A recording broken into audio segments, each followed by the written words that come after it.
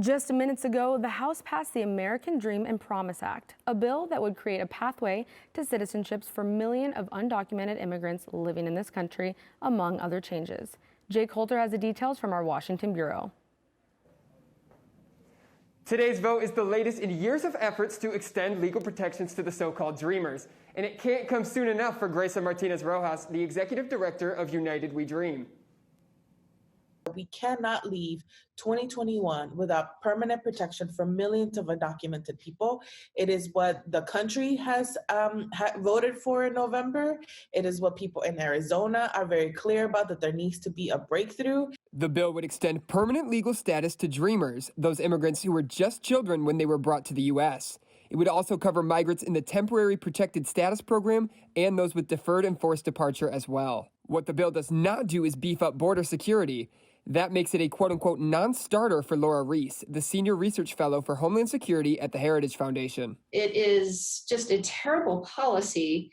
And if we're going to stop this flow and stop the trafficking and the smuggling, then we need to secure our borders and not promise green cards for people who come here illegally. But Migration Policy Institute analyst Jessica Bolter says that there is no link between legalization policies and illegal immigration.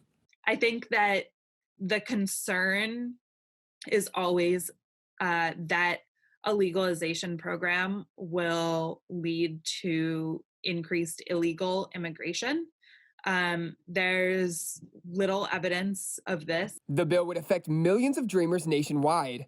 And while Reese agrees that immigration reform needs to happen, she says it would be better to improve on the laws currently in place. To improve the immigration system, it's not about piling on more laws and more statutes.